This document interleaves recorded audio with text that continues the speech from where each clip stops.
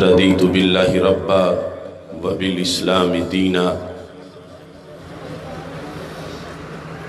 وبمحمد صلی اللہ علیہ وسلم نبیا ورسولا۔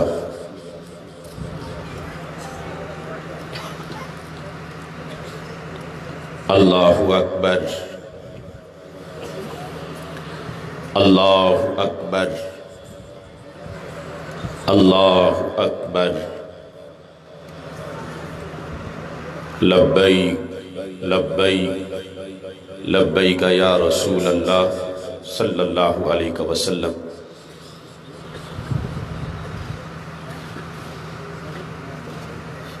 احمدک اللہم یا مجیب کل سائل، والصلاة والسلام علی من هو افضل الوسائل،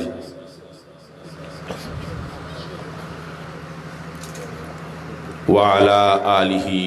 واصحابہ ذوی الفضائل۔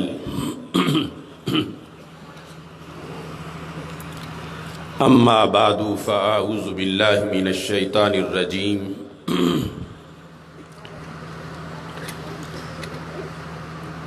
بسم اللہ الرحمن الرحیم۔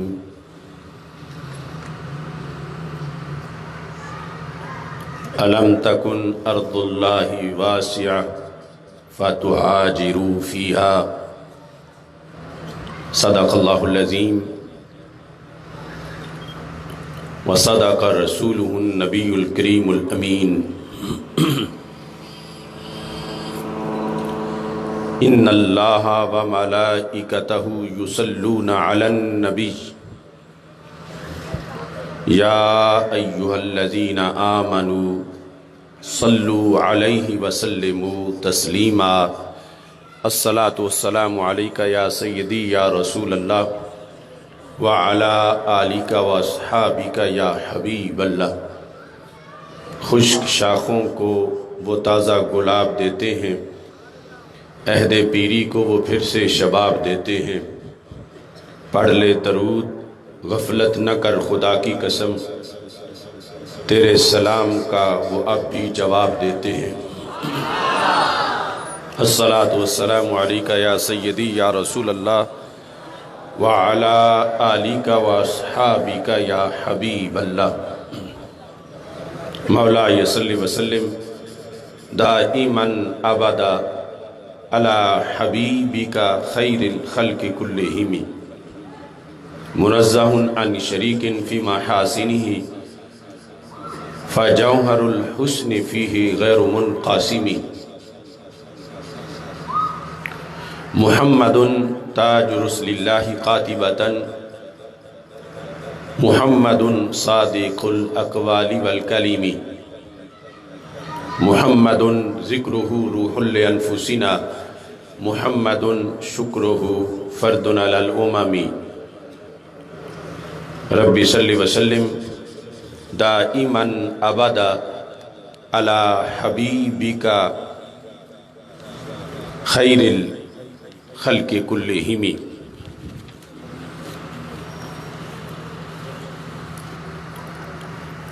حاجیو آؤ شہنشاہ کا روضہ دیکھو، کعبہ تو دیکھ چکے کعبہ کا کعبہ دیکھو۔ خوب آنکھوں سے لگایا ہے غلاف کعبہ، قصر محبوب کے پردے کا بھی جلوہ دیکھو۔ دھو چکا ظلمت دل بوسائے سنگ اسود، خاک بوسی مدینہ کا بھی رتبہ دیکھو۔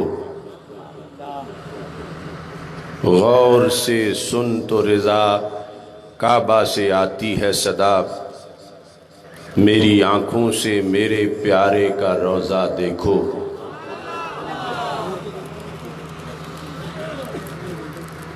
متاع دین پہ پہرا دیا احمد رضا خان نے، متاع دین پہ پہرا دیا احمد رضا خان نے، علم اسلام کا اونچا کیا احمد رضا خان نے۔ ملا جو دہر کو صفا کی نورانی فضاؤں سے، وہ درس عشق تازہ کر دیا احمد رضا خان نے۔ کہیں انگریز کے چاکر، کہیں گاندھی کے چیلے تھے، صدائے مصطفیٰ دی برملا احمد رضا خان نے۔ لگایا جب نقب ایمان میں ملت فروشوں نے، پکڑ غداروں کو الٹا کیا احمد رضا خان نے۔ زمانہ معترف ہے ان کے افکار گرامی کا، مزاج خرد کو شستہ کیا احمد رضا خان نے۔ فتاوی رضویہ ان کے معارف کا گلستان ہے، حقائق کو جہاں پہ بھر دیا احمد رضا خان نے۔ بتائے کھول کے جس نے مقالات خداوندی، کیا قرآن کا وہ ترجمہ احمد رضا خان نے۔ اے آصف، شاہ جلال الدین کی نسبت کے منظر میں دیا مجھ کو حقیقت کا پتہ احمد رضا خان نے۔ اللہ تبارک و تعالی جل جلالہ وعم نوالہ واتم برہانہ وعظم شانہ وجل ذکرہ وعز اسمہ کی حمد و ثنا، اور حضور سرور کائنات، مفخر موجودات، زینت بزم کائنات، دستگیر جہاں، غم گسار زماں، سید سروراں، حامی بے کساں، قائد المرسلین، خاتم النبیین، احمد مجتبیٰ جناب محمد مصطفیٰ صلی اللہ علیہ وآلہ واصحابہ وبارک وسلم کے دربار گوہر بار میں ہدیہ درود و سلام عرض کرنے کے بعد، رب ذوالجلال کے فضل اور توفیق سے شیخو پورہ کی سرزمین پر مجدد دین و ملت، امام اہل سنت حضرت امام احمد رضا خان قدس سر العزیز کے 100 سالہ عرس کے سلسلہ میں ان کے گراں قدر افکار کی ترویج کے لیے، انہیں خراج تحسین پیش کرنے کے لیے، ان کی مقدس روح کو ایصال ثواب کرنے کے لیے عظیم الشان 16ویں افکار رضا سیمینار کا انعقاد کیا جا رہا ہے۔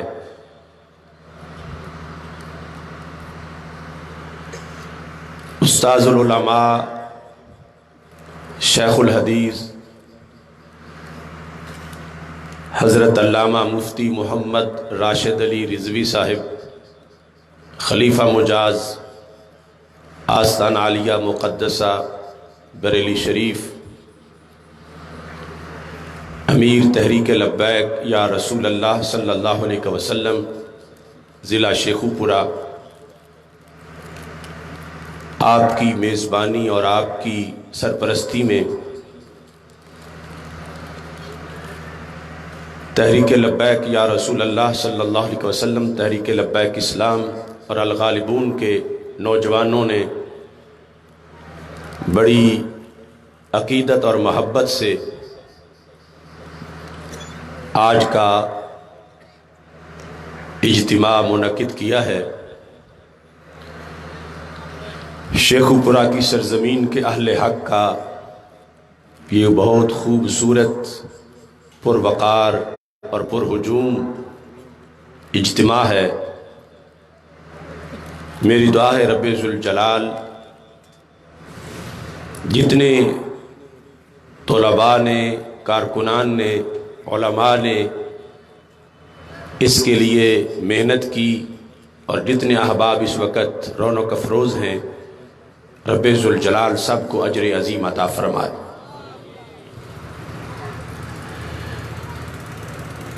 انسان کی یہ فطرت ہے، وہ جس گھاٹ سے پانی پیتا ہے اس کے قطرے قطرے سے پیار کرتا ہے، جس درخت کے سائے کے نیچے بیٹھتا ہے اس کی ٹہنیوں اور پتوں سے پیار کرتا ہے، اور جس باغ کا پھل کھاتا ہے اس باغ کے ہر خوشے سے اس کو پیار ہوتا ہے۔ مجدد دین و ملت امام اہل سنت اعلی حضرت امام احمد رضا خان فاضل بریلوی قدس سر العزیز نے جو ملت میں عشق رسول صلی اللہ علیہ وسلم کی شمع کو اجاگر کرنے میں اپنا کردار ادا کیا اور امت کے عقائد و نظریات پر پہرا دینے کے لیے اپنا نہایت ہی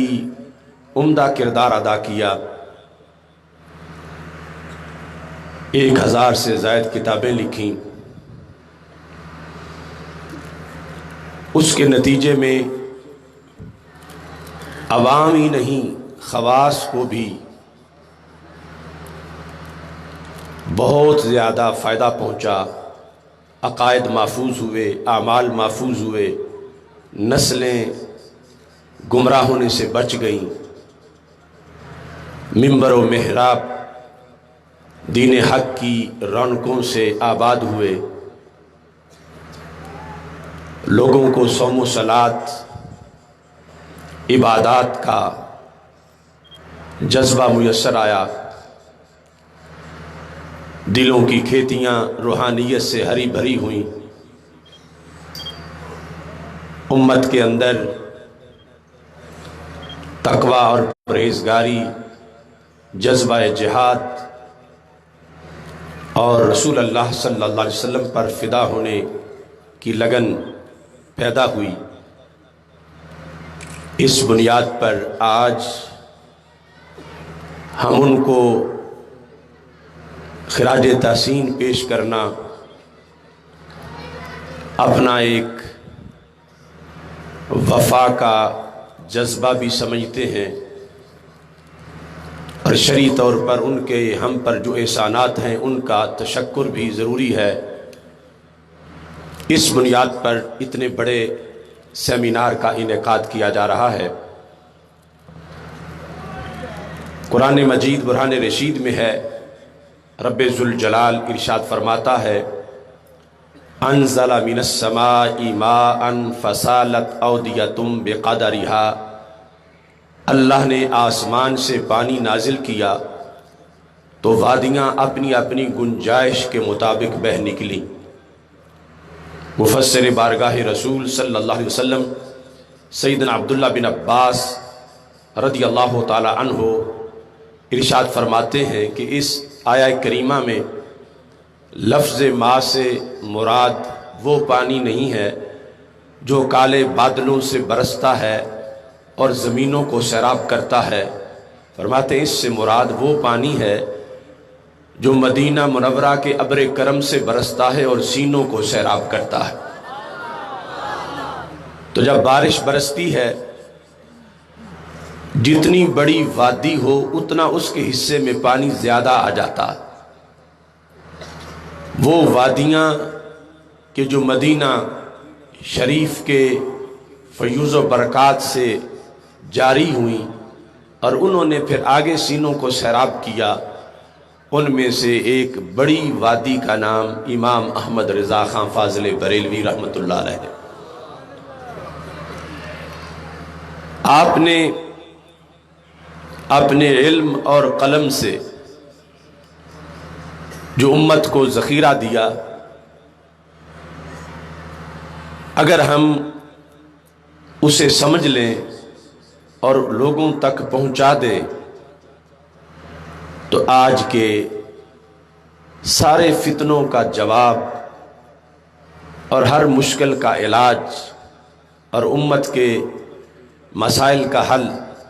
افکار رضا میں موجود ہے۔ اس وقت ہم صرف ایک مصرع جو آپ نے نعت شریف کا لکھا اس کی تشریح کرنا چاہتے ہیں۔ حاجیو آؤ شہنشاہ کا روضہ دیکھو، اس کا جو دوسرا مصرع ہے،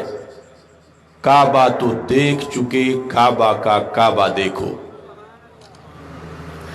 چونکہ اعلی حضرت فقی محدث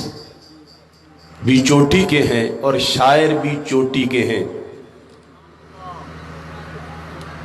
جامع ازہر کے ایک ڈاکٹر نے کہا کہ بندہ اگر محقق چوٹی کا ہو تو شاعر چوٹی کا نہیں ہوتا، اگر شاعر چوٹی کا ہو تو عالم اور فقی چوٹی کا نہیں ہوتا، کیونکہ یہ جدا جدا راستے ہیں۔ تحقیق کا تقاضا اور ہوتا ہے، شاعری تخیلات کا تقاضا کچھ اور ہوتا ہے۔ وہ کہتے ہیں یہ دونوں چیزیں بیک وقت جہاں اکٹھی ہوں اس کو امام احمد رضا بریلوی کہا جاتا ہے۔ فقی بھی چوٹی کے ہیں اور شاعر بھی چوٹی کے ہیں۔ اور پھر جو آپ نے نعت شریف لکھی، وہ نعت شریف ہر شعر کے اندر کتنی احادیث کا خلاصہ بیان کیا، کتنی آیات کا مضمون بیان کیا اور نعت لکھنے کا حق ادا کر دیا۔ مجھے اچھی طرح یاد ہے کہ جب بغداد شریف میں ہم نے 1994 میں صفر المظفر میں یوم رضا منایا تو حضرت سیدنا غوث اعظم رضی اللہ تعالی عنہ کے دربار پر یہ پروگرام ہو رہا تھا اور شیخ حکمت سبیح القادری اس کی صدارت فرما رہے تھے، اور بندہ ناچیز نے تقریباً 1 گھنٹہ ہدایت بخشش کے اشعار کا عربی ترجمہ اور اس کی عربی تشریح اس جلسہ میں پیش کی۔ تو میرے بعد جب شیخ حکمت سبیح القادری جو اولاد غوث اعظم رحمہ اللہ تعالی میں سے تھے، اب ان کا وصال ہو چکا ہے، انہوں نے کہا ہمیں جو لذت امام بوصیری کے قصیدہ بردہ سے آتی ہے وہی لذت آج ہمیں امام احمد رضا بریلوی کے اشعار کی محسوس ہوئی کہ جو ہدایت بخشش میں اردو میں ہیں اور آج ہم نے عربی میں ان کی تشریح سنی۔ اس قدر اعلیٰ انداز میں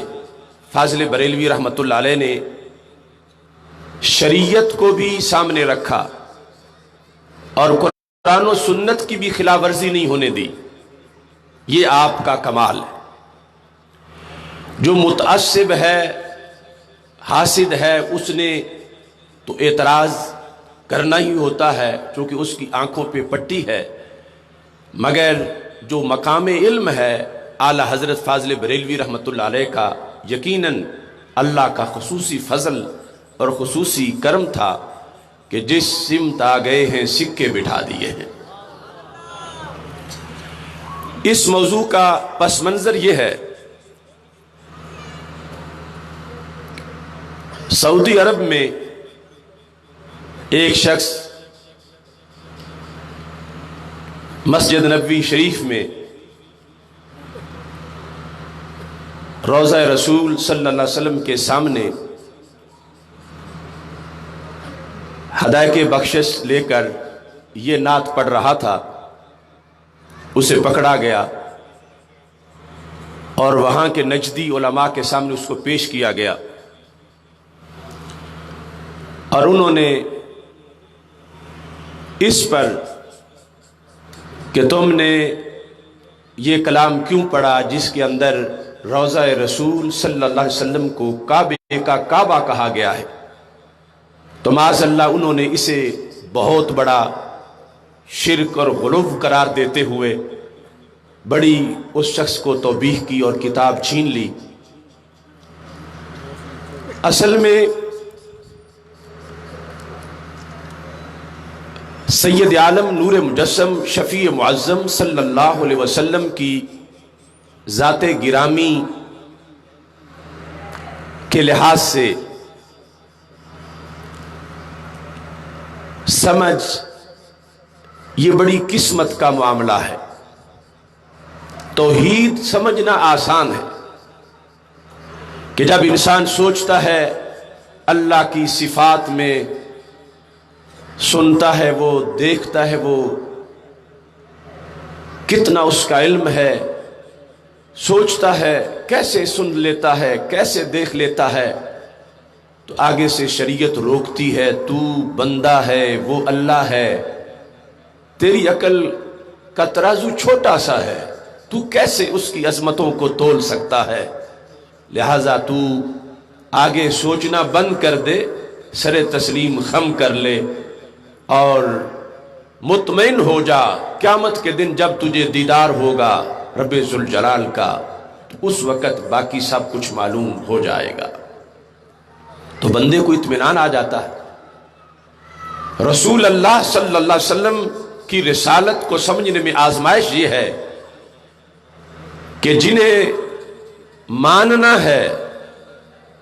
وہ ہرگز اللہ نہیں، اللہ کے عظیم بندے ہیں، اور ماننے والا بھی بندہ ہے، اور اس میں وہ اعضاء ہیں جو اس پیکر میں موجود ہیں، یہ انہیں انسانوں میں سے ایک انسان سمجھ کر جب اپنے اعضاء پر آپ کے اعضاء کو قیاس کرتا ہے اور اپنے آپ کو شیشہ بنا کر رسول اللہ صلی اللہ علیہ وسلم کے پیکر کو سمجھنا چاہتا ہے، تو یہاں جا کر گمراہی کا سلسلہ آگے آ جاتا ہے۔ چونکہ رسالت کے لحاظ سے سیدنا صدیق اکبر رضی اللہ تعالیٰ عنہ سے لے کر امام احمد رضا بریلوی رحمۃ اللہ علیہ تک ہم اہل سنت کا طریقہ اور ہے، اوروں کا طریقہ اور ہے۔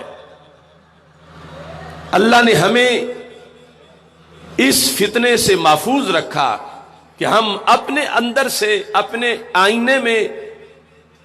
سرکار کے عظیم پیکر کو سمجھنا چاہیں۔ ہم سرکار دو عالم صلی اللہ علیہ وسلم کی شانوں کو سمجھنے کے لیے اپنے آپ کو نہیں دیکھتے، ہم شان قدرت کو دیکھتے ہیں۔ یعنی یہ نہیں دیکھتے کہ ہاتھ ہمارے ہیں تو ان کے بھی ایسے ہی ہوں گے معاذ اللہ، بازو ہمارے ہیں تو ان کے بھی بازو ہیں، وہ بھی انسان تھے، ہم بھی انسان ہیں، تو پھر ایسے ہی ہوں گے، جتنا دور تک ہمارا بازو جا سکتا ہے اتنا ہی ان کا بھی معاذ اللہ جا سکتا ہوگا، یا جتنا ہماری مٹھی میں آتا ہے اتنا ہی ان کی مٹھی میں آتا ہوگا۔ ہماری ہرگز یہ سوچ نہیں ہے، ہم یہ کہتے ہیں کہ ان کے ایک مٹھی کی وسعت کا ہم کیسے اندازہ لگا سکتے ہیں کہ جن کو رب ذوالجلال نے یہ شان عطا فرمائی ہے۔ یعنی ہمارا فارمولہ شان رسالت کو سمجھنے کے لیے شان قدرت کو دیکھنا ہے۔ یہ وہ مقام ہے کہ اعلیٰ حضرت رحمت اللہ علیہ کہتے ہیں اللہ کی سرتبہ قدم شان ہے، یہ اللہ کی سرتبہ قدم شان ہے، یہ انسان نہیں انسان، وہ انسان ہے یہ۔ قرآن تو ایمان بتاتا ہے انہیں، ایمان یہ کہتا ہے میری جان ہے یہ۔ تو جو دوسرے لوگوں کا فارمولہ ہے اس میں تو بندہ دیکھ لے پھر بھی اسے کچھ نہیں ملتا۔ ابو جال نے دیکھو ہمارے نبی علیہ السلام کو سینکڑوں بار دیکھا مگر رجسٹرڈ جہنمی رہا، اسے کچھ بھی نہیں ملا، اور داتا صاحب سرکار کے زمانے میں نہیں صدیوں بعد پیدا ہوئے، پھر بھی بیڑا پار ہے۔ تو یہ ڈیفرنس فارمولے کا ہے کہ ابو جال نے جب بھی دیکھا ہمارے نبی علیہ السلام کو اپنے جیسا سمجھ کے دیکھا تو نتیجہ جہنم میں نکلا،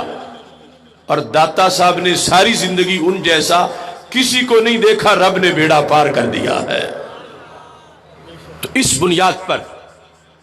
سوچ کا بڑا فرق ہے۔ اب دیکھو اعلی حضرت فاضل بریلوی رحمت اللہ علیہ نے مدینہ منورہ کی عظمت اور روضہ رسول صلی اللہ علیہ وسلم کی عظمت کو اجاگر کیا، جو قرآن و سنت کا مضمون بھی تھا اور اس کا ایک اس وقت بھی پس منظر تھا۔ آپ نے فتاوی رضویہ شریف میں لکھا ہے کہ ابن عبد الوہاب نے یہ کہا کہ اگر میں کنٹرول پالوں گا تو میں معاذ اللہ گنبد خضرا کو منہدم کر دوں گا، اور وہ باتیں آج بھی چل رہی ہیں اور کتابیں لکھی گئی ہیں، جس کے جواب میں ہم نے مینار پاکستان پر مکین گنبد خضرا ملین کانفرنس کی تھی اور سیمینار بھی اس سلسلہ میں کیا تھا۔ آپ تصور کریں، میرے پاس موجود ہے حج کورس جو وہاں جو دیگر ممالک کے لوگ آئے ہوئے ہیں ان کو کرایا جاتا ہے۔ اس میں حج کی غلطیوں کے لحاظ سے یہ لکھا گیا ہے کہ اللہ کے رسول صلی اللہ علیہ وسلم جہاں جلوہ گر ہیں اس کو روضہ رسول نہیں کہہ سکتے، اسے صرف قبر نبی علیہ السلام کہہ سکتے ہیں۔ روضہ رسول، لفظ روضہ جو بچے بچے کی زبان پر ہے، وہ روضہ بھی نہیں کہنے دے رہے۔ اب ڈیفرنس کتنا ہے، ادھر وہ لفظ روضہ ماننے کو تیار نہیں، وہ کہتے ہیں روضہ تو وہ ہے کہ جو ما بین بیتی و ممبری روضۃ من ریاض الجنہ، کہ سرکار کے گھر اور ممبر کے درمیان کی جگہ روضہ ہے، اور سرکار جہاں جلوہ گر ہیں، سرکار کا حجرہ عائشہ صدیقہ رضی اللہ تعالی عنہا، جہاں سرکار آج بھی تجلی افروز ہیں، اس کو وہ روضہ ماننے کو تیار نہیں، اور ادھر اعلیٰ حضرت اسے کعبے کا کعبہ کہہ رہے ہیں۔ اور حدیث میں کیا ہے، صحیح مسلم شریف میں حدیث شریف ہے کہ ہمارے آقا صلی اللہ علیہ وسلم نے فرمایا قبر المؤمن روضۃ من ریاض الجنہ، یہ سرکار کا فرمان ہے، صحیح حدیث ہے کہ مومن کی قبر جنت کے باغوں میں سے ایک باغ ہے، ایک روضہ ہے۔ اب آپ اندازہ لگائیں کہ جب رسول اللہ صلی اللہ علیہ وسلم کا کلمہ پڑھنے والا مومن، اگرچہ وہ کوئی ولی نہیں، وہ کوئی محدث نہیں، وہ کوئی امام نہیں، مومن پکا ہے، سرکار فرماتے اس کی قبر بھی روضہ ہے۔ تو جن کے غلاموں کی قبر روضہ ہو، ان کی اپنی قبر کتنا بڑا روضہ قرار پائے گی۔ اور مرکز اسلام میں یعنی ایسے باتیں جو سیاستہ کے مضمون کے خلاف ہیں، اب اس کا سبب کیا ہے؟ اور دوسری طرف ایسے الفاظ کے زبان پہ لاتے ہوئے بھی دل کانپتا ہے۔ یہ محمد بن عبد الوہاب کی کتاب جو توحید ہے، اس کی شرح مغنی المرید یہ میرے پاس موجود ہے، جو کئی شروع اس میں اکٹھی ہے۔ اس کی جلد نمبر 4 کے اندر یہ لکھا ہے، قال ابو حفص تحرق الحجرۃ بل تہدم، کہ حجرہ عائشہ صدیقہ رضی اللہ تعالی عنہا جہاں رسول اللہ صلی اللہ علیہ وسلم رونق افروز ہیں، تحرق معاذ اللہ اس کو جلا دیا جائے، بل تہدم بلکہ اس کو گرا دیا جائے۔ فَإِذَا كَانَ هَذَا كَلَامُ فِي الْحُجْرَةِ فَكَيْفَ بِالْقُبَّةِ، تو جب حجرے کے بارے میں یہ ہے تو اوپر جو گنبد ہے اس کا پھر حکم کیا ہوگا؟ اب یہاں تک سید عالم نور مجسم شفیع معظم صلی اللہ علیہ وسلم کی ذات گرامی کے خلاف زہر اگلا گیا، اور دوسری طرف قرآن سے لے کر سنت تک، ائمہ سے لے کر عام امت تک 14 صدیوں میں مدینہ منورہ کا تقدس اور سرکار کی وجہ سے جو مدینہ منورہ کی عظمت ہے، اس کے قصیدے موجود ہیں. یعنی یہ جو کعبے کا کعبہ اعلی حضرت نے کہا تو ہمارے تو قومی شاعر نے بھی، ڈاکٹر محمد اقبال شاعر مشرق، انہوں نے جب بلاد اسلامیہ کے بارے میں اشعار لکھے تو سب سے زیادہ مدینہ منورہ کی شان میں لکھے. اور مدینہ منورہ کی شان میں لکھتے ہوئے اقبال کہنے لگے وہ زمین ہے تو مگر اے خوابگاہ مصطفیٰ، دید ہے کعبے کو تیری حج اکبر سے سوا. وہ زمین ہے تو مگر اے خوابگاہ مصطفیٰ، دید ہے کعبے کو تیری حج اکبر سے سوا. کہ اے مدینہ منورہ جہاں میرے آقا صلی اللہ علیہ وسلم رونق افروز ہیں، تو کیسی سرزمین ہے؟ اقبال کہتے ہیں دید ہے کعبے کو تیری حج اکبر سے سوا. کہ دنیا کا تو حج اکبر مکہ میں ہوتا ہے، کعبے میں ہوتا ہے، اور کعبے کا حج اکبر مدینہ میں ہوتا ہے. دید ہے کعبے کو تیری حج اکبر سے سوا. اگر کعبہ تجھے دیکھ لے تو کعبے کا حج اکبر ہو جائے. اعلی حضرت فاضل بریلوی رحمت اللہ علیہ نے اس سلسلہ میں ہدایت بخشش میں جو کہا وہ ایک طویل مضمون ہے.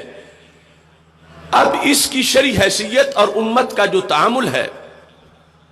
اس کے لحاظ سے ہمارا آج کا یہ مقالہ ہے. قرآن مجید برہان رشید میں خالق کائنات جل جلالہ نے سورہ نساء کے اندر یہ ارشاد فرمایا. پہلے تو فرمایا الم تکن ارض اللہ واسعہ فتہاجروا فیہا. خالق کائنات جل جلالہ ان لوگوں کو ناراض ہوتے ہوئے کہ جنہوں نے مدینہ منورہ کی طرف ہجرت نہ کی، مکہ مکرمہ میں بیٹھے رہے، جب رسول اللہ صلی اللہ علیہ وسلم مدینہ منورہ چلے گئے، تشریف لے گئے، تو ان لوگوں کو رب ذوالجلال نے اپنی جانوں پر ظلم کرنے والا قرار دیا اور کہا کہ ان کے مرنے کا وقت تھا تو فرشتوں نے ان سے کہا الم تکن ارض اللہ واسعہ فتہاجروا فیہا. کیا نہیں تھی اللہ کی زمین کھلی کہ تم اس میں ہجرت کرتے؟ اب اس جگہ ارض اللہ سے مراد ہے مدینہ منورہ، اللہ کی زمین کہ جہاں ہجرت کر کے جانا تھا اور تم نے یہ کام نہیں کیا اور اپنی جانوں پہ ظلم کیا. آگے جا کر رب ذوالجلال فرماتا وَمَن يُهَاجِرْ فِي سَبِيلِ اللَّهِ وَمَن يَخْرُجْ مِن بَيْتِهِ مُهَاجِرًا إِلَى اللَّهِ. کہ جو شخص مکہ مکرمہ سے نکلا ہے مدینہ منورہ کی طرف جانے کے لیے، قرآن کہتا ہے سنو وہ کدھر جا رہا ہے. اس میں کوئی شک نہیں کہ مکہ مکرمہ میں بیت اللہ ہے، اللہ کا گھر ہے. اب یہاں سے جو بندہ مکہ مکرمہ جا رہا ہو اس کے بارے میں تو تم کہہ سکتے ہو کہ بیت اللہ کی طرف جا رہا ہے تو گویا کہ اللہ کی طرف جا رہا ہے. اور یہ مکہ مکرمہ سے نکل کے جو مدینہ منورہ جا رہے تھے، ہر قدم ان کا مکہ مکرمہ سے دور ہو رہا تھا، ہر قدم ان کا بیت اللہ سے دور ہو رہا تھا. جوں جوں مدینہ منورہ کے قریب جا رہے تھے مکہ مکرمہ سے دور ہو رہے تھے. اور قرآن کیا کہتا ہے وَمَن يَخْرُجْ مِن بَيْتِهِ مُهَاجِرًا إِلَى اللَّهِ. کہ یہ جو مکہ مکرمہ سے نکلے ہیں یہ اللہ کی طرف جا رہے ہیں. کعبہ بیت اللہ مکہ میں ہے اور مکہ چھوڑنے والوں کو کہا جا رہا ہے یہ اللہ کی طرف جا رہے ہیں. کس بنیاد پر؟ کہ اگرچہ کعبہ تو مکہ میں ہے مگر کعبے کا کعبہ مدینہ منورہ میں ہے۔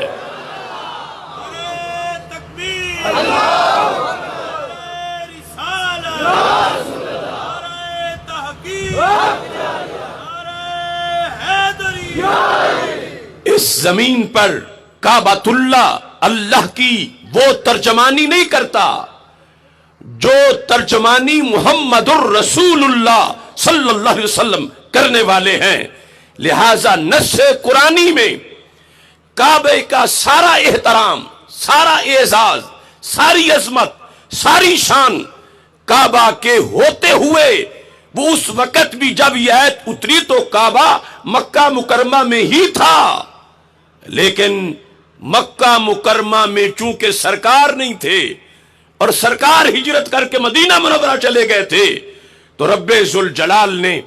مکہ سے نکل کر مدینہ منورہ کی طرف جانے والوں کے لیے یہ لفظ قرآن میں نازل فرما رہ دیے کہ انہیں کوئی نہ سمجھے کہ کوئی، چونکہ مشرکین مکہ یہ پراپوگنڈا کر رہے تھے کہ ہم ہیں کعبے والے اور ہم ہی ہیں اللہ والے، اگر یہ رب کو پیارے ہوتے تو یہ دور کیوں ہوتے؟ تو رب ذوالجلال نے واضح کر دیا کہ یہ کعبے سے نکل کر جو مدینہ جا رہے ہیں یہ رب سے دور نہیں ہو رہے، رب کے قریب ہو رہے ہیں۔ وَمَن يَخْرُجْ مِن بَيْتِهِ مُهَاجِرًا إِلَى اللَّهِ وَرَسُولِهِ، تو اللہ کے رسول صلی اللہ علیہ وسلم آج بھی مدینہ منورہ میں جلوہ گر ہیں، اور مدینہ منورہ میں اس جلوہ گری کی وجہ سے ایک دن کعبۃ اللہ کو بھی چل کے مدینہ منورہ جانا پڑے گا۔ تفسیر در منصور کے اندر یہ حدیث شریف موجود ہے۔ شرف مصطفیٰ صلی اللہ علیہ وسلم میں امام نیشاپوری نے بھی اس کو ذکر کیا، درجنوں کتابوں میں ہے۔ فَإِذَا كَانَ يَوْمُ الْقِيَامَةِ زُفَّتِ الْكَعْبَةُ الْبَيْتُ الْحَرَامُ إِلَىٰ قَبْرِي۔ اے شیخو پورا کے مسلمانوں، ہمارے آقا صلی اللہ علیہ وسلم صدیوں پہلے فرما گئے، فرما جب حشر بپا ہوگا کعبہ بھی مدینے کی راہوں پہ پڑا ہوگا۔ لبیک لبیک لبیک یا رسول اللہ، لبیک لبیک لبیک یا رسول اللہ، لبیک لبیک یا رسول اللہ، لبیک لبیک یا رسول اللہ۔ اذا کان یوم القیامہ زفت الکعبہ، کعبہ کو دلہن بنایا جائے گا، اور دلہن بنا کر کعبۃ اللہ کو مکہ مکرمہ سے رخصت کیا جائے گا، ساری کائنات سمٹ کے کعبے کی طرف جائے، اور کعبہ کدھر کا سفر کرنے لگا ہے؟ سرکار فرماتے الا قبری، یہ نہیں کہا فرمایا کہ الا مسجدی۔ آج لوگ نیتیں سیدھی کرنے کے درس دیتے ہیں، پہلے تو کہتے ہیں جانے کی ضرورت نہیں مدینہ منورہ، اور اگر جاؤ تو پھر مسجد کی نیت کرو۔ تو میں کہتا ہوں کعبے سے تو پوچھو کہ نیت کدھر کی ہے۔ زفت الکعبۃ البیت الحرام الی قبری، سرکار فرماتے ہیں کعبہ میری قبر کی حاضری کے لیے چل کے آئے گا۔ ان کے طفیل حج بھی خدا نے کرا دیے، اصل مراد حاضری تو اس پاک در کی ہے۔ کعبہ جس وقت پہنچے گا، سرکار فرماتے ہیں ابھی میں اپنی قبر پر نور سے باہر نہیں نکلا ہوں گا کہ کعبہ آ کر مجھے کہے گا السلام علیکہ یا محمد صلی اللہ علیہ وسلم۔ در منصور میں یہ الفاظ ہیں، اور دوسری جگہ السلام علیکہ یا رسول اللہ صلی اللہ علیہ وسلم۔ کعبہ یہ اس انداز میں سرکار کو سلام کہے گا۔ لوگ آج سنت اور بدعت کے فیصلے کرنا چاہتے ہیں، تو میں کہتا ہوں ہم کعبی ہیں، بدعتی نہیں، کعبے والے عقیدے پر ہیں۔ یہ جو مسجدوں سے یا مٹاتے ہیں یا رسول اللہ صلی اللہ علیہ وسلم کے ساتھ لکھی ہوئی یا، انہیں دیکھنا چاہیے کہ کعبے کا نظریہ کیا ہے اور کعبہ سرکار کو کیسے سلام کرے گا، اور سرکار نے اس سلام کا بیان کیا۔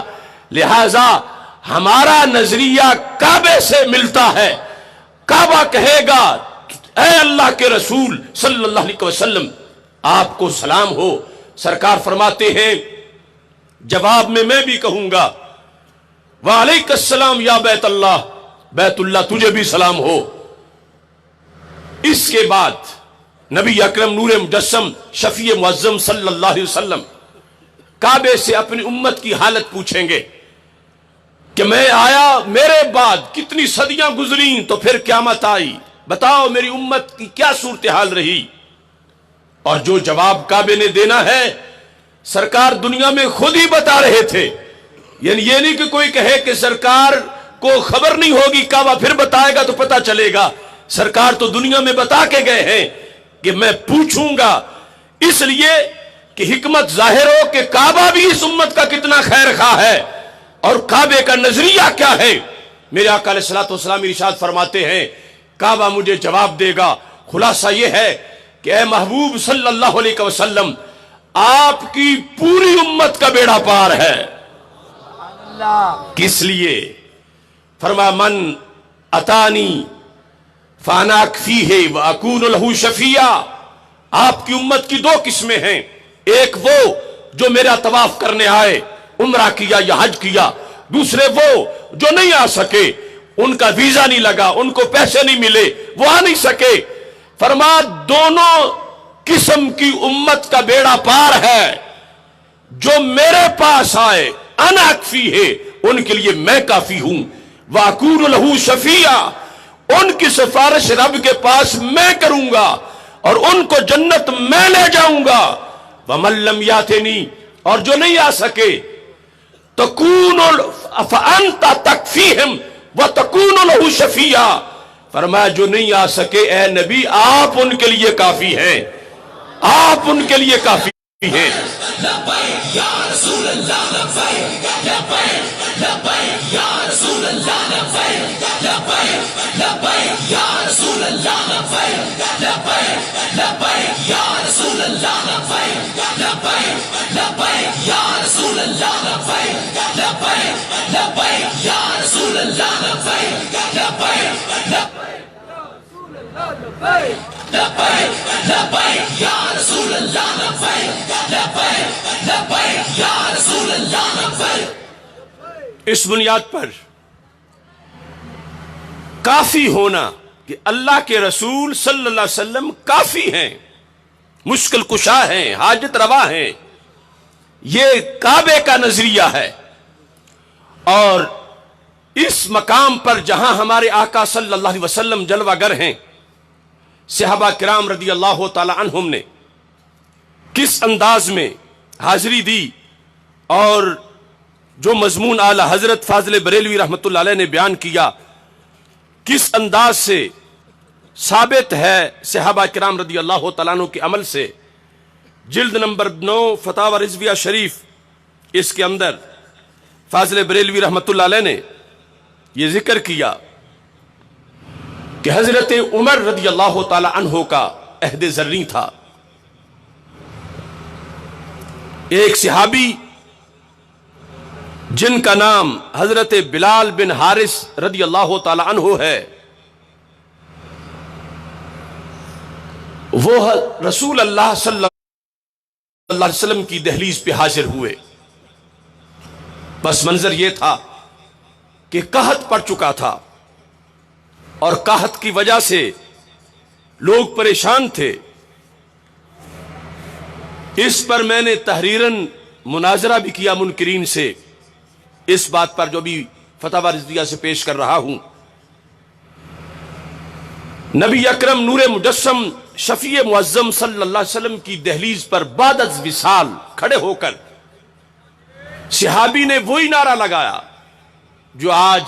گلی گلی میں سنی نعرہ وہ لگا رہے ہیں. کیا الفاظ ہیں؟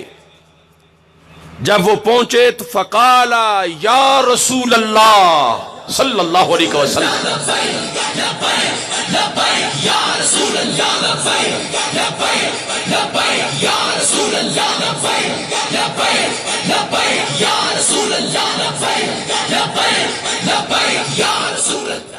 یا رسول اللہ صلی اللہ علیہ وسلم استسقِ لأمتک فإنہم ہلکوا. فاضل بریلوی رحمت اللہ علیہ لکھتے ہیں کہ بلال بن حارث مزنی صحابی رضی اللہ تعالی عنہ مزار اقدس حضور ملجا بے کساں صلی اللہ علیہ وسلم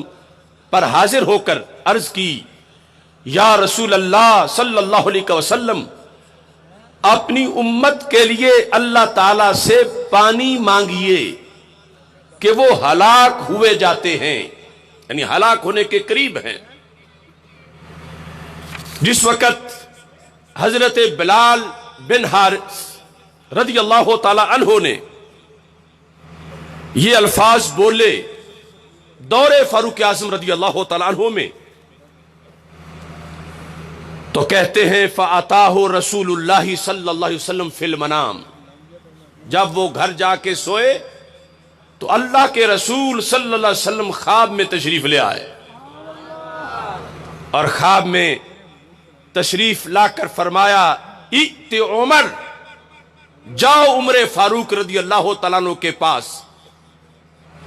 انہیں میری طرف سے سلام دو، وَأَخْبِرْهُ، اور انہیں یہ خبر دو، أَنَّكُمْ تُسْقَوْنَ، کہ تمہیں پانی دے دیا جائے گا، بارش برسا دی جائے گی. یہ دور صحابہ ہے، کوئی بدعت نہیں،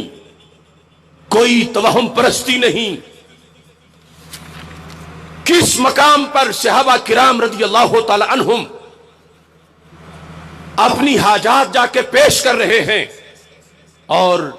صیغہ خطاب کے ساتھ یا کا استعمال استسقِ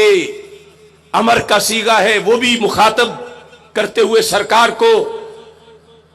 اور مخاطب کرتے ہوئے سرکار کو پھر یہ بھی کہا لِأُمَّتِکَ، اپنی امت کے لیے پانی کا بندوبست کیجئے. تو حضرت بلال بن حارث رضی اللہ تعالی عنہ اس نظریے پر ہیں کہ یہاں معاذ اللہ مٹی نہیں، پتھر نہیں، یہاں ایسی ذات جلوہ گر ہے کہ جو آج بھی امت کے لیے صاحبان کرم ہیں. میں بولوں گا وہ سن لیں گے، میں مدد مانگوں گا وہ مدد کریں گے، بارش کے لحاظ سے درخواست کروں گا وہ سمجھیں گے کہ میں کیا بول رہا ہوں، اور اس پر نتائج مرتب ہوں گے. اور نتیجے میں وہی ہوا جو ان کا نظریہ تھا. حضرت فاروق اعظم رضی اللہ تعالی عنہ کے لحاظ سے سرکار نے جو پیغام دیا اس پر جا کر بات کا اختتام ہوتا ہے کہ سیدنا فاروق اعظم رضی اللہ تعالی عنہ آپ کے پاس جب حضرت بلال بن حارث پہنچے کہ نبی اکرم نور مجسم شفیع معظم صلی اللہ علیہ وسلم نے خواب میں مجھے یہ پیغام دیا ہے کہ عمر فاروق کے پاس جاؤ، چونکہ وہ امیر المومنین ہیں، وہ گھبرائے نہیں، بارش کا بندوبست ہو گیا ہے. تو حضرت عمر رضی اللہ تعالی عنہ نے یہ ساری بات سنی. اگر بلال بن حارث صحابی رسول صلی اللہ علیہ وسلم کے اس عمل کے اندر کوئی معمولی سی بھی کجی ہوتی، عدم جواز ہوتا، شریعت کی خلاف ورزی ہوتی، تو حضرت عمر رضی اللہ تعالیٰ عنہ سب سے پہلے تو یہ فرماتے کہ تم نے سرکار دو عالم صلی اللہ علیہ وسلم کے روضہ پاک پر جا کر یہ ایسا کیوں کہا؟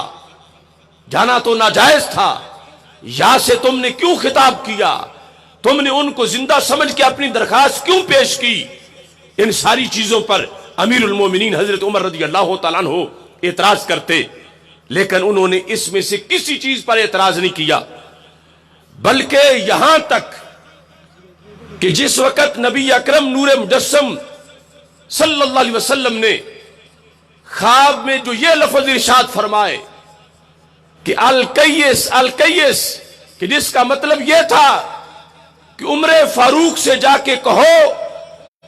کہ امت کی خدمت کرنے میں کوئی کسر نہ چھوڑیں اور پوری بیدار مغزی کے ساتھ خلافت نبھائیں. تو حضرت فاروق اعظم رضی اللہ تعالی عنہ نے کہا واللہ لم آلو جوہدا، قسم اٹھا کے کہا خدا کی قسم خلافت نبھانے میں کوئی کسر نہیں چھوڑوں گا۔ تو یہاں خلیفہ راشد حضرت فاروق اعظم رضی اللہ تعالی عنہ نے، جن تک سند میں کوئی کجی نہیں ہے، انہوں نے واضح کر دیا کہ بلال بن حارث کا جا کر درخواست پیش کرنا بھی برحق ہے، اور رسول اللہ صلی اللہ علیہ وسلم زندہ و تابندہ ہے، سنتے ہیں، اور جو عالم برزخ سے پیغام بھیجتے ہیں عمر اس کو اپنی جواب طلبی سمجھتے ہیں، اور عمر فاروق اپنی طرف سے اس کی وضاحت کو ضروری سمجھتے ہیں۔ تو حضرت عمر فاروق رضی اللہ تعالی عنہ کے دربار کے یہ الفاظ اس بات کو واضح کر رہے ہیں کہ اللہ کے رسول علیہ السلام جس طرح وصال سے پہلے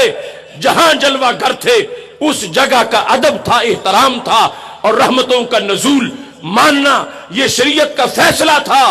بعد از وصال بھی اللہ کے رسول صلی اللہ علیہ وسلم جہاں جلوہ گر ہیں، وہاں جا کر انہیں بلائیں تو وہ سنتے ہیں، اور نبی اکرم نور مجسم شفیع معظم صلی اللہ علیہ وسلم کے وہاں جلوہ گر ہونے کی وجہ سے اس مقام کا ویسا ہی ادب کرنا چاہیے جیسے ظاہری حیات میں نبی اکرم نور مجسم شفیع معظم صلی اللہ علیہ وسلم کی جلوہ گری میں سرکار کا ادب کیا جاتا تھا۔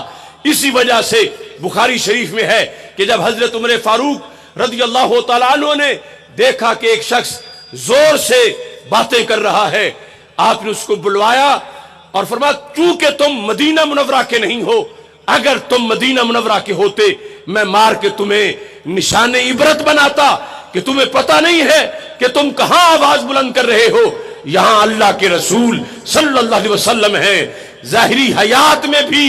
یہاں ادب کیا جاتا ہے، بعد از وصال بھی یہاں ادب کیا جاتا ہے۔ رسول اللہ لبیک لبیک لبیک یا رسول اللہ لبیک لبیک لبیک یا رسول اللہ لبیک لبیک لبیک یا رسول اللہ لبیک لبیک لبیک یا رسول اللہ لبیک لبیک لبیک یا رسول اللہ لبیک لبیک لبیک یا رسول اللہ لبیک۔ اس بنیاد پر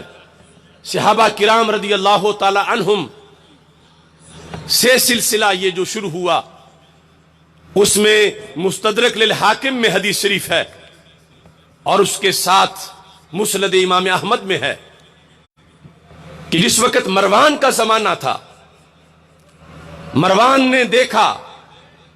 کہ کوئی شخص حاضری دے رہا ہے روضہ رسول صلی اللہ علیہ وسلم پہ، اور صورتحال کیا ہے، وادیان وجہو علی قبر النبی صلی اللہ علیہ وسلم، اپنا چہرہ سرکار کی قبر کے اوپر رکھا ہوا ہے۔ آج دو سوچیں ہیں، ایک ہماری جو صحابہ سے چلی ہے کہ جو شخص مدینہ منورہ جاتا ہے وہ یہ کہتا ہے میں اپنے رسول کے پاس جا رہا ہوں، وہاں بیٹھا ہے تو کہتا ہے ان کے قدموں میں، قدمین شریف میں بیٹھا ہوں، آتا ہے تو کہتا سرکار سے مل کے آ رہا ہوں، وہاں سے ہو کے آ رہا ہوں۔ اور دوسرا وہ طبقہ ہے جو کہتے ہیں یہاں تو کچھ بھی نہیں، پتھر کے پاس آئے ہو، کیا کرنے آئے ہو، یہ ان کے الفاظ ہیں۔ اب دیکھو اہل سنت و جماعت کا نظریہ کن لوگوں سے ملتا ہے۔ اہل سنت و جماعت کا نظریہ دیکھنے کے لیے یہ حدیث سامنے رکھیے کہ جب مروان نے دیکھا کہ ایک شخص حاضری میں اپنا چہرہ قبر رسول اللہ علیہ وسلم پہ رکھے ہوئے ہے، تو اس نے کہا تدری ما تصنعو، تم جانتے ہو کہ تم کیا کر رہے ہو؟ اسے یہ پتہ نہیں تھا کہ شخص کون ہے۔ باہر سے دیکھا دروازہ کھلا تھا حجرہ عائشہ صدیقہ رضی اللہ تعالیٰ عنہ کا، اور اس نے دور سے دیکھ کر اپنے غصے کا اظہار کیا، لیکن اندر سے جواب آیا نام، میں جانتا ہوں کہ میں کیا کر رہا ہوں۔ مروان جب آگے ہوا تو دیکھا اذا ہوا ابو ایوب الانصاری رضی اللہ تعالیٰ عنہ، تو حاضری دینے والا کوئی بدعتی نہیں تھا، کوئی ملنگ نہیں تھا، کوئی ان پڑھ نہیں تھا، وہ حضرت ابو ایوب انصاری رضی اللہ تعالیٰ عنہ تھے۔ اب ان کا انداز گفتگو وہ کہنے لگے، حضرت ابو ایوب انصاری رضی اللہ تعالی عنہ کے الفاظ کہتے ہیں، جئت رسول اللہ صلی اللہ علیہ وسلم ولم آت الحجر، اے مروان میں پتھر کے پاس نہیں آیا، میں تو اپنے نبی کے پاس آیا ہوں۔ تو حضرت ابو ایوب انصاری رضی اللہ تعالی عنہ بعد از وصال نبی اکرم نور مجسم شفیع معظم صلی اللہ علیہ وسلم کے روضہ کو سرکار جہاں جلوہ گر ہیں، ان کے بارے میں ان کا کتنا واضح نظریہ اور کتنا ستھرا عقیدہ ہے، ایک چیز کو مثبت بیان کیا اور دوسری چیز کی نفی کی، جو ثابت کیا وہ ہے اعلی حضرت کا عقیدہ کہ کعبہ تو دیکھ چکے، کعبہ کا کعبہ دیکھو۔ کہا جے تو رسول اللہ صلی اللہ علیہ وسلم، میں پتھروں کے پاس نہیں آیا، دیواروں کے پاس نہیں آیا، میں اللہ کے رسول علیہ السلام کے پاس آیا ہوں۔ لم آت الحجر، میں کسی پتھر کے پاس نہیں آیا۔ اس بنیاد پر جو شخص مدینہ منورہ میں نبی اکرم نور مجسم شفیع معظم صلی اللہ علیہ وسلم کو جلوہ گر مانتا ہے، اور اس انداز میں جو سرکار نے خود حدیث میں واضح کیا ہے کہ جس وقت معراج کی رات ہمارے آقا صلی اللہ علیہ وسلم گزرے تھے کثیب احمر کے پاس سے، کہا رأیت موسیٰ وہو قائم یصلی فی قبرہ، حضرت موسیٰ علیہ السلام کو میں نے دیکھا وہ اپنی قبر میں کھڑے ہو کے نماز پڑھ رہے تھے۔ اب ایک پیغمبر جو دنیا سے جا چکے ہیں، وصال ہو چکا ہے، ان کی قبر میں ان کی کیفیت سرکار اس لیے بیان کر گئے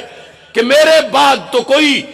آسمان سے پیغام نہیں آئے گا، میں خود بیان کر کے جاؤں کہ میری قبر کے بارے میں جب پچھلوں سے پوچھا جائے تو وہ بیان کر سکیں کہ میری کیفیت قبر میں کیا ہے۔ جب موسیٰ علیہ السلام کھڑے ہو کر نماز پڑھ رہے تھے تو جسم بھی سلامت، روح بھی موجود، اور عالم بیداری سویا ہوا بندہ یوں نماز ادا نہیں کر سکتا۔ تو جب موسیٰ علیہ السلام اپنی قبر میں بعد از وصال زندہ بھی ہیں، حیات حسی حقیقی جسمانی ان کی سرکار کی زبان سے ثابت ہوئی، تو پھر جو موسیٰ علیہ السلام کے آقا ہیں اور سارے نبیوں کے سلطان ہیں حضرت محمد مصطفیٰ صلی اللہ علیہ وسلم، آپ جس جگہ جلوہ گر ہیں اس جگہ کو کتنی تجلیات میسر ہیں کہ کس قدر سرکار کی بیداری اور سرکار کی حیات کے جلوے اس مقام کو میسر ہیں۔ اس بنیاد پر المدخل کے اندر یہ حقیقت واضح کی گئی جس کو متعدد بار اعلی حضرت فاضل بریلوی رحمت اللہ علیہ نے بیان کیا۔ امام ابن حاج نے یہ لکھا، الم ترى الى ما واقع من الاجماع على ان افضل البقائل الموضع الذي ضم اعداءه الكريمة صلوات اللہ وسلام علیہ، کہنے لگے کہ اس پر اجماع ہے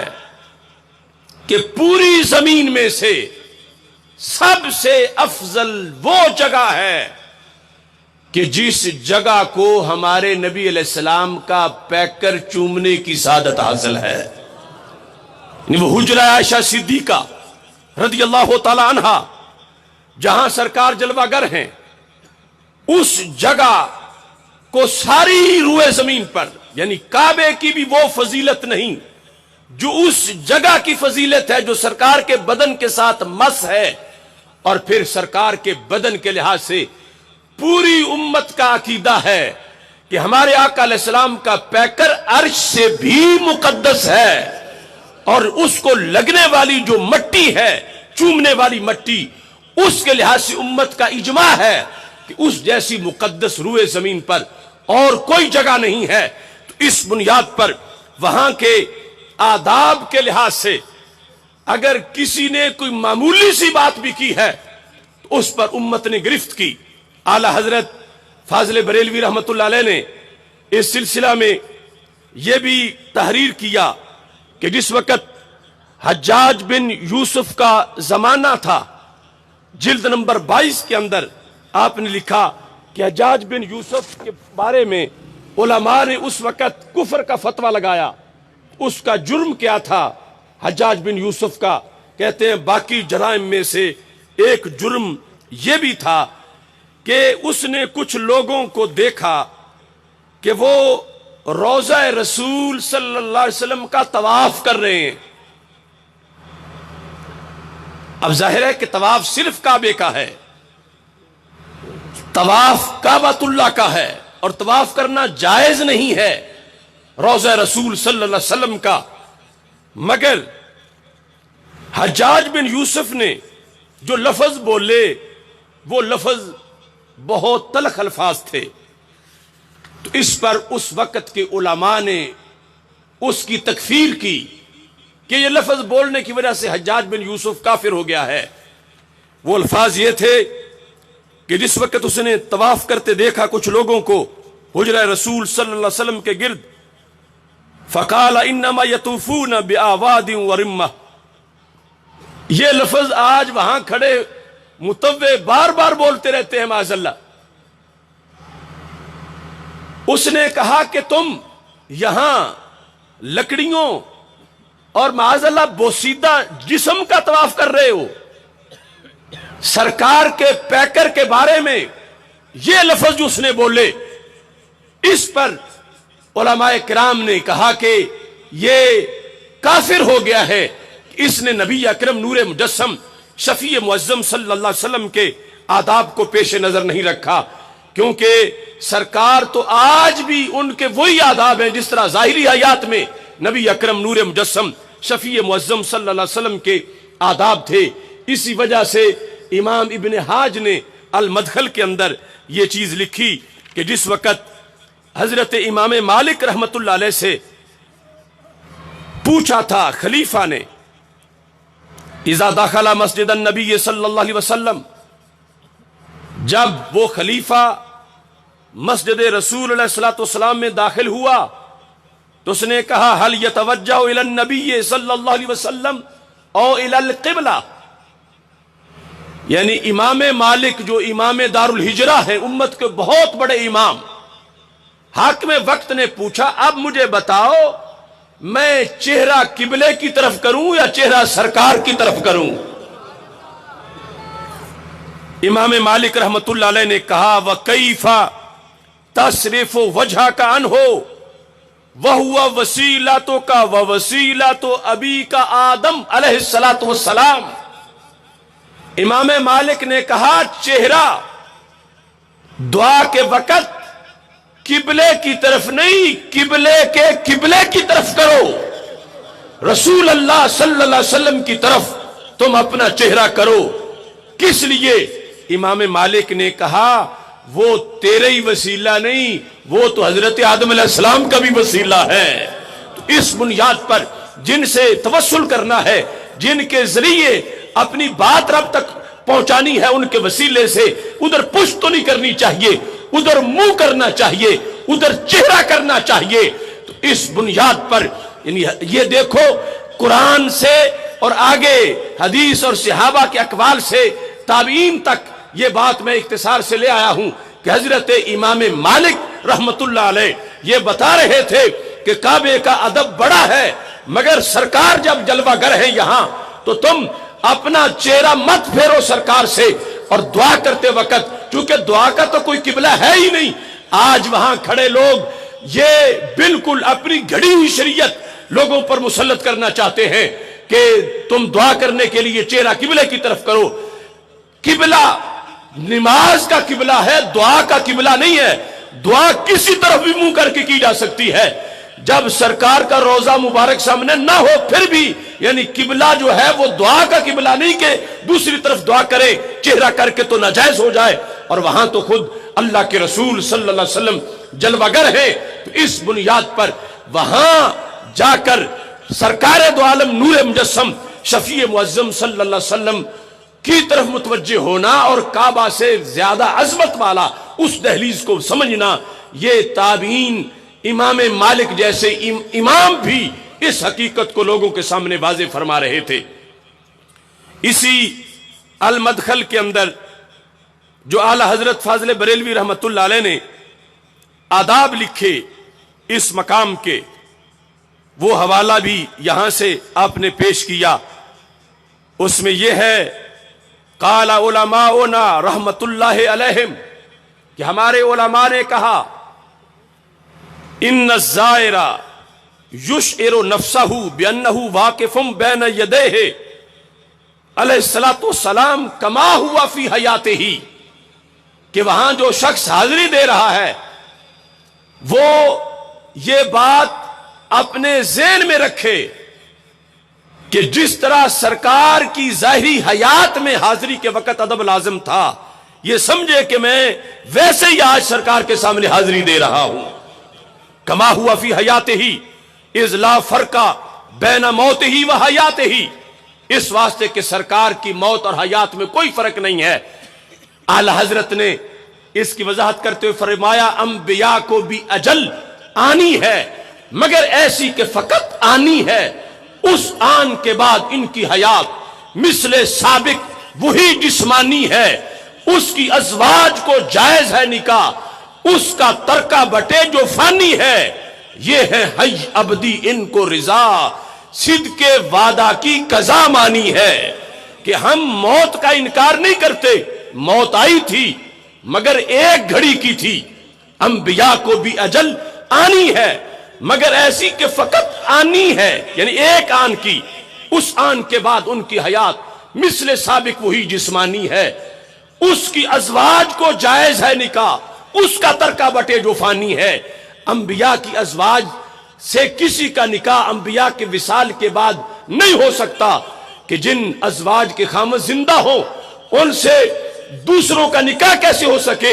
شہید قرآن میں زندہ کہلایا ہے مگر شہید کی زندگی اتنی طاقتور نہیں. شہید کی بیوی سے نکاح بعد میں جائز ہے مگر نبی کی بیوی سے کسی کا جائز نہیں ہے نکاح، اس واسطے کہ وہ شہید سے کروڑہا درجہ بلند حیات رکھتے ہیں. اس بنیاد پر فاضل بریلوی رحمت اللہ علیہ نے فرمایا کہ یہ حوالہ دے کر کہ سرکار دو عالم نور مجسم شفیع معظم صلی اللہ علیہ وسلم کہ لا فرق بین موت ہی و حیات ہی، وصال سے پہلے اور بعد میں کوئی فرق نہیں. کس لحاظ سے؟ آنی فی مشاہداتہ لامتہ و معرفتہ باحوالہم و نیاتہم و عزائمہم و خواترہم، کہ سید عالم نور مجسم شفیع معظم صلی اللہ علیہ وسلم جس طرح ظاہری حیات میں ابھی بندہ جو کئی ہزار کلومیٹر دور سے چلا ہے پہلی بار کلمہ پڑھنے آ رہا ہے، سرکار آنے سے پہلے خبر دے دیتے تھے، یا جو بیٹھے ہیں سامنے ان کے دل میں جو کچھ بتا دیتے تھے، جو کوئی سوال لے کے آیا ہے. کتنی ایسی حدیثیں ہیں سرکار خود ہی سوال بھی کر دیتے تھے، خود ہی جواب بھی دے دیتے تھے. تو ابن حاج نے جو لکھا، اعلی حضرت فاضل بریلوی نے اس عقیدے کو بر صغیر میں رائج کیا جو امت کے جمہور کا عقیدہ تھا کہ جس طرح ظاہری حیات میں نبی اکرم نور مجسم شفیع معظم صلی اللہ علیہ وسلم بندے کے دل سے واقف ہوتے تھے، آج بھی جو ان کی دہلیز پہ جا کے کھڑا ہوتا ہے سرکار اگر وہ نہ بھی بولے دل کی بات بھی جانتے ہیں. تو کعبہ تو دیکھ چکے، کعبہ کا کعبہ دیکھو، کعبہ میں یہ صلاحیت نہیں ہے کہ وہ لوگوں کے دل کی کیفیت معلوم کر لے. کعبہ کے کعبہ وہ ہے کہ جو وہاں جاتا ہے اس کا دل بھی جانتے ہیں اور جو یہاں بیٹھ کے بلاتا ہے اس کا دل بھی جانتے ہیں.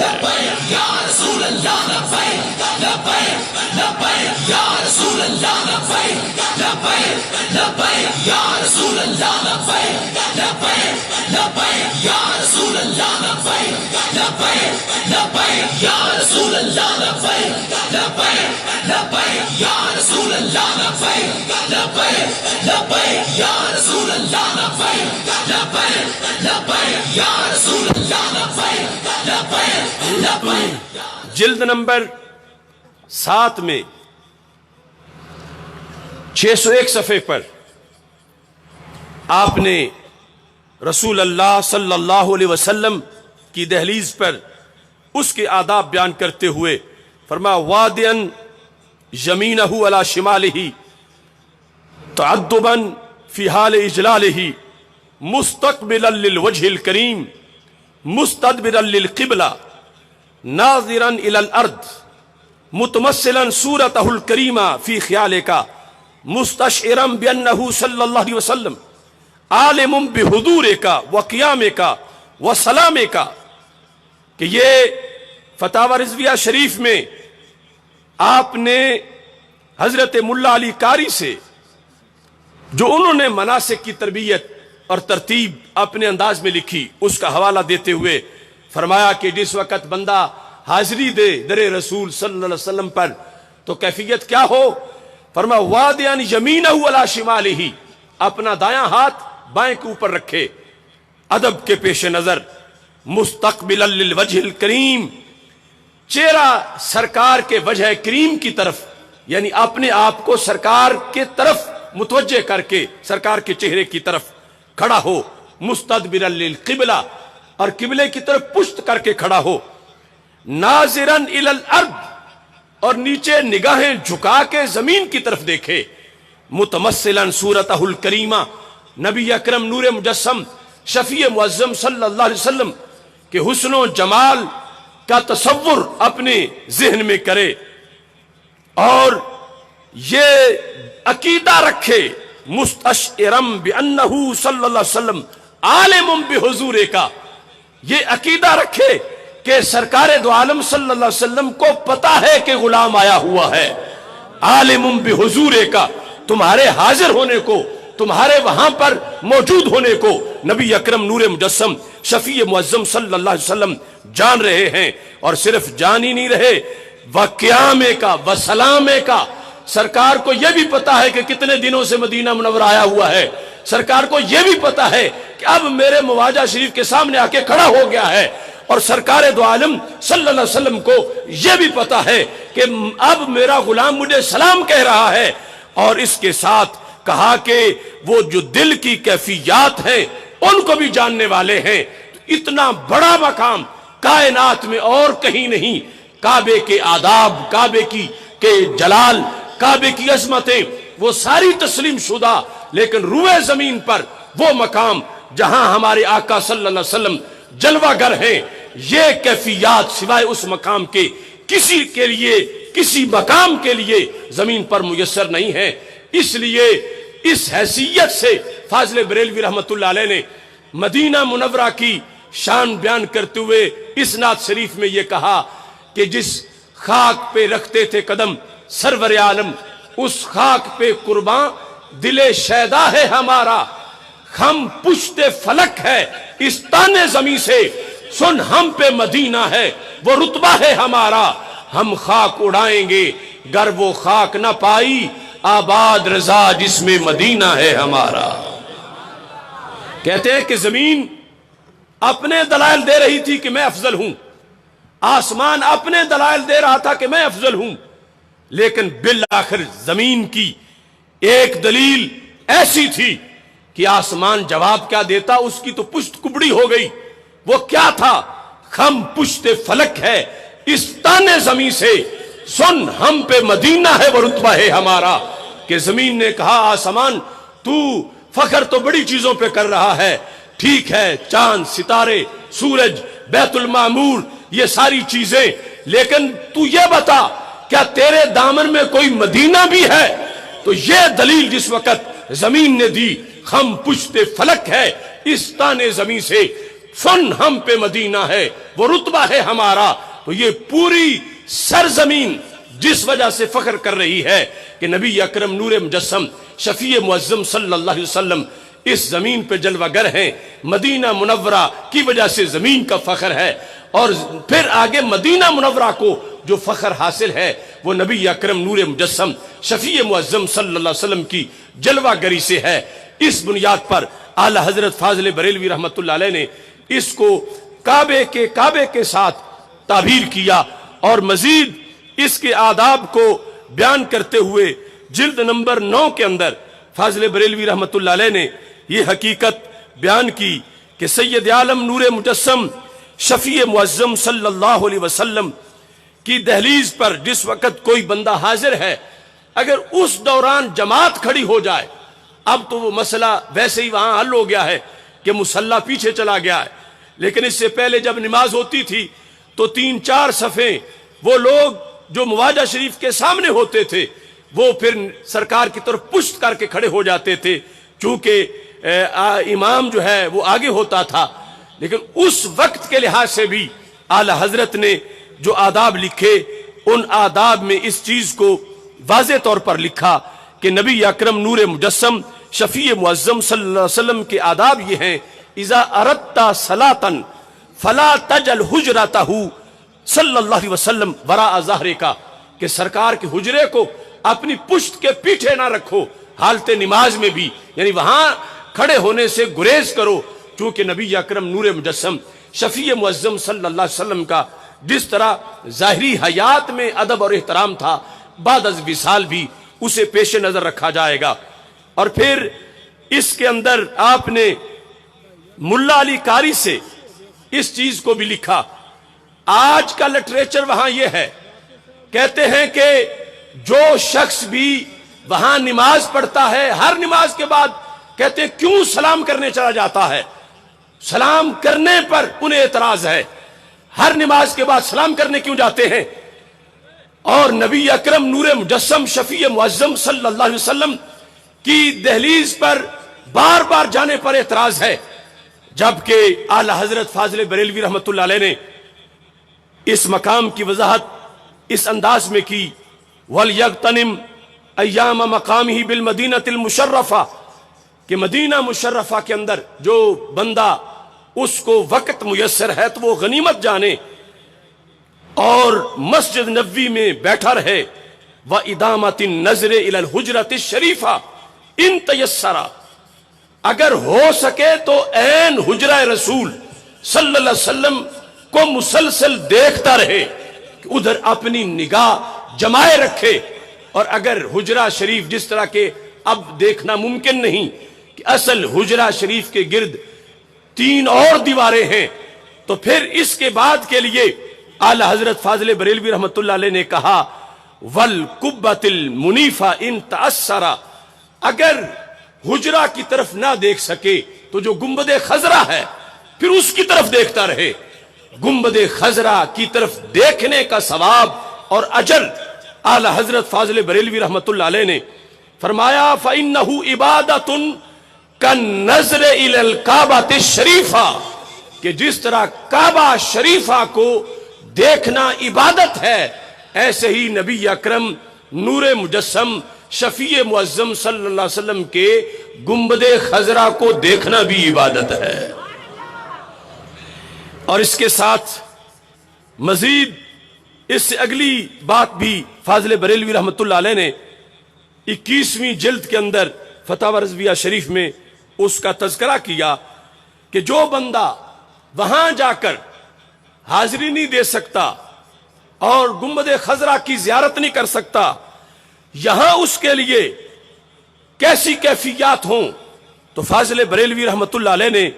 اس سلسلہ میں یہ لکھا ہے الفجر المنیر کے حوالے سے کہ جو شخص وہاں نہ پہنچے، من فوائد ذالک ان یزور المثال من لم یتمکن من زیارت الروضہ، کہ جو روضہ شریف کی وہاں جا کر زیارت نہیں کر سکتا وہ اس کی تصویر کی زیارت کر لے، یعنی روضہ گنبد خضرا قبہ خضرا روضہ کی تصویر کی زیارت کرے، اور اس میں وَيُشَاهِدُهُ مُشْتَاقٌ، شوق والا شخص اس کا دیدار کرے، وَيَلْسِمُهُ، اور اس کو چومے، وَيَزْدَادُ فِي حُبًّا وَشَوْقًا، اس لحاظ سے اس کے اندر بھی یعنی اس عمل سے بھی محبت میں اضافہ ہوگا اور شوق میں اضافہ ہوگا۔ اس بنیاد پر ابن حجر اسقلانی جو ہیں انہوں نے اپنی شرح بخاری کے اندر اس حقیقت کو واضح کیا کہ اصحاب محبت جو ہیں اس امت کے اندر وہ کئی درجات کے ہیں۔ ایک درجہ تو وہ ہے کہ اصحاب محبت کہتے ہیں کہ رب میری جان بھی چلی جائے مجھے میرے نبی علیہ السلام کا دیدار میسر ہو جائے، اور کہتے ہیں کچھ تو ایسے ہیں سرکار کا دیدار تو سرکار کا دیدار رہا، کہتے ہیں کہ اگرچہ ہماری جان چلی جائے سرکار کے روضے کا ہی دیدار ہو جائے۔ یعنی یہ محبت بھی اس امت کے اندر نبی اکرم نور مجسم شفیع معظم صلی اللہ علیہ وسلم کی نسبت سے موجود ہے۔ یہی وجہ ہے کہ امام احمد بن حنبل سے جس وقت سوال کیا گیا، یہ موجم شیوخ ذہبی کے اندر اس سوال کا تذکرہ موجود ہے، اور غیر مقلد وہابی لوگ امام احمد بن حنبل کو اپنا مقتدا سمجھتے ہیں۔ یہاں امام احمد بن حنبل سے ذہبی نے لکھا، جو ابن تیمیہ کے شاگرد ہیں، امام ذہبی کہتے ہیں کہ امام احمد بن حنبل سے پوچھا گیا، سئل احمد بن حنبل ام مس القبر النبوی و تقبیلہ، کہ رسول اللہ صلی اللہ علیہ وسلم کی قبر شریف روضہ پاک تک اگر کوئی بندہ پہنچ جائے تو ہاتھ لگا سکتا ہے یا نہیں، و تقبیلہ چوم سکتا ہے یا نہیں؟ فلم یارا بذالک بأسا، تو امام احمد بن حنبل نے کہا کہ اس میں کوئی حرج نہیں کہ بندہ نبی اکرم نور مجسم شفیع معظم صلی اللہ علیہ وسلم کی قبر مبارک کو بھی ہاتھ لگا سکتا ہے اور چوم بھی سکتا ہے، بلکہ اس میں آپ نے ایک ایسا قانون بیان کیا جو کہ درجنوں سوالات کا حل ہے۔ کہتے ہیں فَإِن قِيلَ فَهَلَّ فَعَلَ ذَلِكَ الصَّحَابَہ، اگر کہا جائے، کوئی اعتراض کرے، کیا صحابہ نے ایسا کیا تھا کہ صحابہ نے ہاتھ لگایا تھا، صحابہ نے چوما تھا قبر رسول صلی اللہ علیہ وسلم کو؟ تو امام احمد بن حنبل کہتے ہیں اس چیز کو جواب میں ذکر کیا جائے، اگرچہ صحابہ کا چومنا، ابھی میں نے حضرت ابو ایوب انصاری کے لحاظ سے تمہارے سامنے وہ حدیث پیش کی۔ امام احمد بن حنبل کہنے لگے اصل دیکھو ہماری حیثیت کیا ہے اور صحابہ کا مقام کیا ہے، ہر بات میں یہ کہنا کیا صحابہ نے ایسا کیا تھا، یہ ہر مقام پر ایسا جملہ بولنا ہی لغو ہے۔ کیوں؟ کہتے ہیں لأنہم آجنوہ حیا وقبلوا یدہ وکادوا یقتتلون علی وضوئہ واقتسموا شعرہ المطہر یوم الحج الاکبر۔ کہتے ہیں ان کی تو قسمت بھلی تھی کہ انہوں نے سرکار کا اپنی آنکھوں سے دیدار کیا تھا، انہوں نے رسول اللہ صلی اللہ علیہ وسلم کا لعاب دہن اپنے ماتھوں پہ لگایا تھا، نبی اکرم صلی اللہ علیہ وسلم کے ہاتھوں سے سرکار کے منہ مبارک لیے تھے۔ وہ تو اعلیٰ شان والے ہیں جنہوں نے سرکار کا ہاتھ چوما ہو، اگر قبر نہ بھی چومے تو کوئی بات نہیں، ان کا تو درجہ بلند ہے۔ اور کہتے ہیں اور ہم کون ہیں؟ ہم بعد میں پیدا ہوئے، وَنَحْنُ فَلَمَّا لَمْ يَصِحَّ لَنَا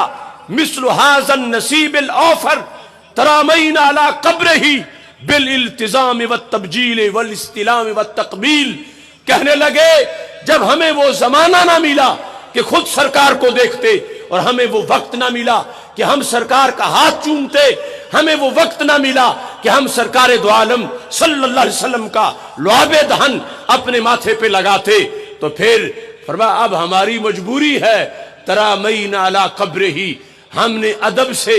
اپنے آپ کو سرکار کی قبر پہ گرا لیا، روضہ پاک کا ہم نے دیدار شروع کر دیا۔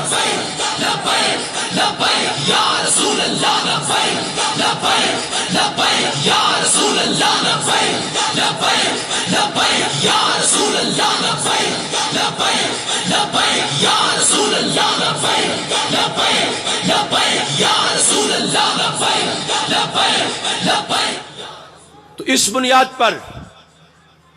نبی اکرم نور مجسم شفیع معظم صلی اللہ علیہ وسلم کی تعظیم کا تقاضا جو تھا اس کو پورے کرتے ہوئے اعلی حضرت فاضل بریلوی رحمۃ اللہ علیہ نے یہ الفاظ استعمال کیے جو قرآن، سنت اور امت کے تمام ائمہ کی رائے کے عین مطابق ہیں۔ اور آج کے حالات کے اندر آپ دیکھیں کہ رسول اللہ صلی اللہ علیہ وسلم کے معاذ اللہ خاکے بنے، فلمیں بنے، اور ادھر سے اگر امت کے اندر سے کچھ لوگ نبی اکرم نور مجسم شفیع معظم صلی اللہ علیہ وسلم کو اپنے جیسا کہیں اور سرکار دو عالم نور مجسم شفیع معظم صلی اللہ علیہ وسلم کی شان و عظمت کے منافی اپنی گفتگو کریں، تو اس سے ان لوگوں کو مزید معاذ اللہ موقع ملے گا اور مزید وہ معاذ اللہ توہینوں کی طرف آئیں گے. اس لیے صرف اور صرف وہ نظریہ کہ جب صحابہ حدیبیہ میں بیٹھے تھے اور عروہ بن مسعود آئے، انہوں نے واپس جا کے قریش مکہ کو کہا کہ ان رأیت مالکا یعظمہ اصحابہ ما یعظم اصحاب محمدن صلی اللہ علیہ وسلم، کہ میں نے آج تک دنیا میں کسی کی وہ تعظیم نہیں دیکھی جو تعظیم صحابہ اپنے نبی کی کرتے ہیں. تو کیا تعظیم تھی؟ ان تنخم النبی نخامتا الا واقعت فی کف رجل منہم فدلک بها وجهه وجلدہ، کہ سرکار دو عالم صلی اللہ علیہ وسلم جب لعاب دہن اپنے ہونٹوں سے جدا کرتے تھے تو صحابہ ہاتھوں پہ لے کے ماتھوں پہ لگاتے تھے. اس چیز سے کفر مرعوب ہوا کہ ان کا اپنے نبی سے پیار کتنا ہے. آج بھی اسی ادب سے کفر مرعوب ہو سکتا ہے. اب ہمارے پاس لعاب دہن تو ہے نہیں کہ جب ادھر توہین ہو تو ہم سرکار کا لعاب دہن ماتھے پہ لگا کے بتائیں کافروں کو کہ ہمارا پیار ان سے کتنا ہے. نماز، روزہ، حج، زکوٰۃ، یہ دین سارا صحابہ کے پاس تھا، مگر کافر کا دل جلانے کے لیے سرکار کا لعاب ماتھے پہ لگا رہے تھے اور سرکار کی طرف اپنی محبتوں کا اس انداز میں اظہار کر رہے تھے. تو آج جب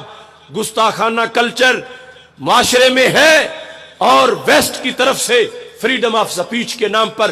توہینیں ہو رہی ہیں، تو اس کے لیے یہ ضروری ہے کہ جب سرکار دو عالم صلی اللہ علیہ وسلم کا اس میں گرامی آئے تو چوم کے انگوٹھے آنکھوں پہ لگاؤ گے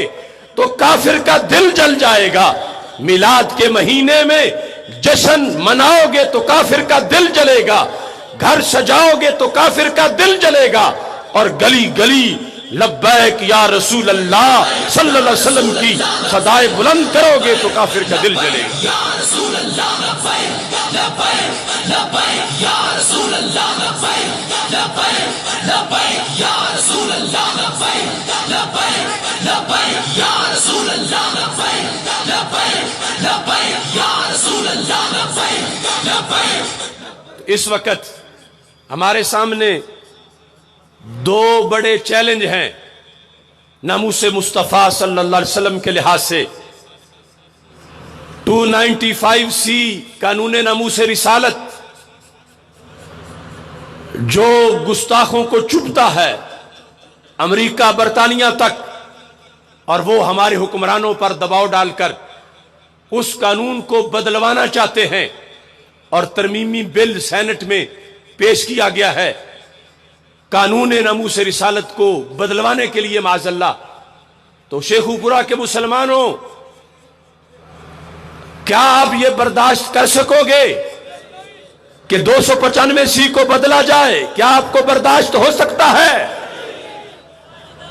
آپ کی غیرت ایمانی کی بنیاد پر حکمرانوں تک آج کے پروگرام کے لحاظ سے میں یہ میسج پہنچانا چاہتا ہوں کہ افکار رضا سیمینار میں امام احمد رضا کے متوالے شیخو پورہ اور گرد و نواح کے مسلمان اس بات کا اعلان کر رہے ہیں کہ بجلی نہ ہو برداشت، گیس نہ ہو برداشت، روٹی نہ ہو برداشت، مگر توہین رسالت برداشت نہیں ہے. توہین رسالت برداشت، توہین رسالت برداشت. اور توہین رسالت روکنے کے لیے ہے 295C، اس واسطے کہ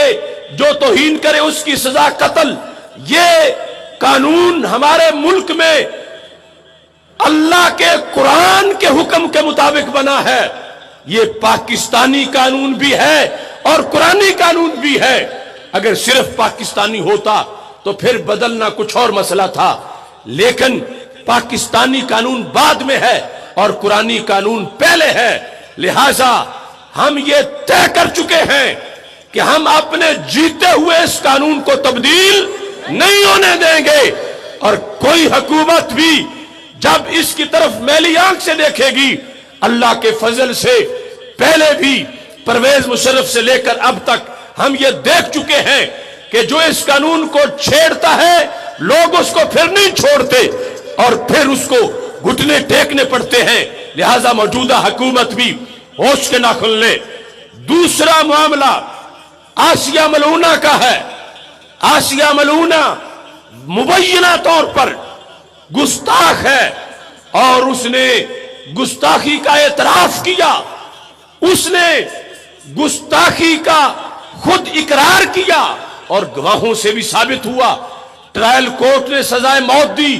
ہائی کورٹ نے وہ سزا برقرار رکھی۔ اب صرف یورپ کے دباؤ کی وجہ سے اس کیس کو کمزور کیا جا رہا ہے اور سازشیں اس کو بھگانے کی جا رہی ہے۔ اس سلسلہ میں بھی حکومت وقت یاد رکھے کہ جو حکمران آسیہ ملعونہ کو بھگائیں گے قوم ان کو بھگا کے دم لے گی۔ لہذا آسیہ ملعونہ کا مسئلہ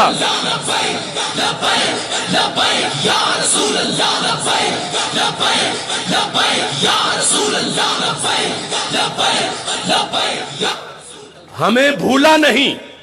کل جمعۃ المبارک 26 اکتوبر پورے ملک میں تحریک لبیک یا رسول اللہ صلی اللہ علیہ وسلم تحریک لبیک اسلام کی طرف سے یوم احتجاج منایا جا رہا ہے۔ ہمارا جب تک مطالبہ پورا نہیں ہوتا آپ حضرات نے یہ احتجاج جاری رکھنا ہے۔ خطبہ اپنی مساجد میں جمعے کے موقع پر بھی قراردادیں منظور کروائیں اور اس سلسلہ میں جب بھی آپ کو کال دی جائے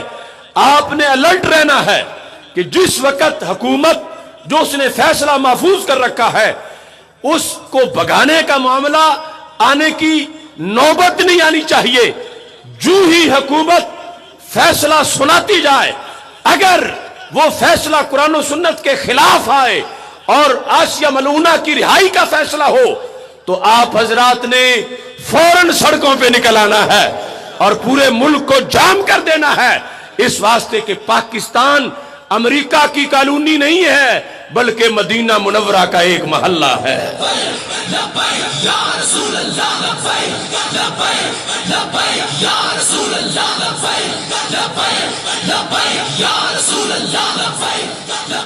تیسرے نمبر پر حکومت سے ہمارا مطالبہ ہے کہ گیرٹ ویلڈرز ہالینڈ کا گستاخ، اس نے گستاخیوں کا سلسلہ سوشل میڈیا پہ جاری کیا ہوا ہے۔ وہ کمینہ اپنی بری حرکتوں سے باز نہیں آ رہا، لہذا حکومت اس کی گرفتاری کا مطالبہ کرے۔ ہالینڈ کی حکومت سے اور ہمارا اپنی حکومت سے یہ مطالبہ ہے کہ جب تک وہ گرفتار نہیں ہوگا وہ شیطان اپنے شیطانی کام میں لگا رہے گا۔ کیا تم بھی اس کی گرفتاری کا مطالبہ کرتے ہو؟ اگرچہ سزا تو اس کی قتل ہے لیکن ہالینڈ کی حکومت نے اس کو بالکل آزاد چھوڑا ہوا ہے، تو وہ پکڑا جائے، اپنے منصب سے ہٹایا جائے اور اصل یہ ہے کہ امت مسلمہ کے سپرد کیا جائے تاکہ مینار پاکستان پر اس کا سر اتار دیا جائے۔ اس کے ساتھ حالات حاضرہ میں اس تحریک کو مزید منظم کرنے کے لیے انشاءاللہ 31 اکتوبر کو غازی علم الدین شہید رحمت اللہ علیہ کے عرس کے موقع پر آسیہ ملعونہ کی پھانسی کا مطالبہ کرنے کے لیے پنجاب اسمبلی سے غازی علم الدین شہید کے مزار تک ناموس مصطفیٰ صلی اللہ علیہ وسلم مارچ کیا جائے گا۔ پنجاب اسمبلی 1 بجے تک آپ حضرات بھی وہاں پہنچے۔ 31 اکتوبر کو غازی علم الدین شہید رحمت اللہ علیہ کے عرس کے موقع پر یہ ناموس رسالت 295 کے تحفظ اور آسیہ ملعونہ کی سزا پر عمل درآمد کرنے کے لیے یہ مارچ انشاءاللہ منعقد ہوگا۔ اور یاد رکھیں لفظ خدا پر کئی لوگوں نے کتابیں لکھی وہابیوں کی طرف سے کہ یہ لفظ بولنا ناجائز ہے، اور جو ہماری عقیدہ توحید سیمینار کی تقریریں تھیں الریاض میں وہاں میرے کلپ چلا کر وہاں کے علماء نے میرے جواب دینے کی کوشش کی اور لفظ خدا اور داتا کو ایک جیسا قرار دیا کہ جب تم خدا بولتے ہو اللہ کے بارے میں تو پھر داتا کا لفظ بھی اللہ کے ناموں میں سے تسلیم کرو۔ اور یہ اس طرح کے بہت سے مسائل ہیں۔ اعلی حضرت فاضل بریلوی رحمت اللہ علیہ نے توحید پر بھی پہرا دیا، رسالت پر بھی پہرا دیا، تو اس بنیاد پر انشاءاللہ 27 اکتوبر کو مرکز صراط مستقیم لاہور تاج باغ کے اندر لفظ خدا کے بارے میں انشاءاللہ افکار رضا سیمینار ہوگا کہ جس میں تمام امت سے اجماع صحابہ کے بلکہ تابعین سے لے کر جو تمام حوالہ جات ہیں اس موضوع کے اللہ کے فضل سے پیش کیے جائیں گے کہ لفظ خدا اللہ کا نام ہے اجماعی طور پر، اور اللہ کے سوا کسی پر بولنا ناجائز ہے، کفر ہے، کسی لحاظ سے اس کا اور کسی پر اطلاق جائز نہیں ہے۔ قرآن و سنت کی روشنی میں، ائمہ کی آراء کی روشنی میں، اعلی حضرت کے افکار کی روشنی میں سننے کے لیے اس میں ضرور حاضر ہوں۔ حضرت پیر طریقت پیر محمد صالح نقشبندی صاحب زیب سجادہ آستان عالیہ شرک پور شریف جو یہاں بھی رونق افروز ہیں، انشاءاللہ وہاں کی دعوت بھی ہم نے آپ سے عرض کی ہے، آپ حضرات کو بھی میں دعوت دے رہا ہوں۔ اب کھڑے ہو کر میرے ساتھ آپ نے وہ حلف اٹھانا ہے جو 3 بڑے کام میں نے آپ کے سامنے پیش کیے، 295 کا تحفظ، آسیہ ملونہ کی سزا اور گیرٹ ولڈرز سے گستاخی کا بدلہ لینا۔ اس کے لحاظ سے سب نے اپنی آواز بلند کرنی ہے، نعرہ تکبیر، نعرہ رسالت، تاجدار ختم نبوت۔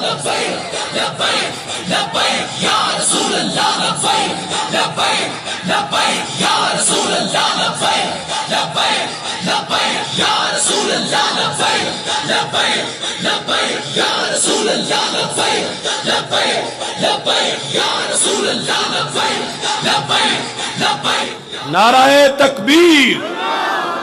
اللہ اکبر، اللہ اکبر، اللہ اکبر، اللہ اکبر۔ تاجدار ختم نبوت، تاجدار ختم نبوت، تاجدار ختم نبوت۔ آسیہ ملعونہ کو، آسیہ ملعونہ کو، آسیہ ملعونہ کو، آسیہ ملعونہ کو گستاخ رسول کی ایک سزا، گستاخ رسول کی ایک سزا، گستاخ رسول کی ایک سزا۔ جرأت و بہادری، جرأت و بہادری۔ ہم تھکے نہیں ہیں، ہم بکے نہیں ہیں، ہم رکے نہیں ہیں، ہم جھکے نہیں ہیں، ہم دبے نہیں ہیں۔ تیرے دین کی خاطر ہم بڑھتے رہیں گے، تیری شان کی خاطر ہم جان بھی دیں گے۔ میں مر بھی گیا تو میرے کفن پہ لکھنا، میری قبر پہ لکھنا، لبیک لبیک لبیک یا رسول اللہ۔ یا رسول اللہ لبیک لبیک لبیک یا رسول اللہ لبیک لبیک لبیک یا رسول اللہ لبیک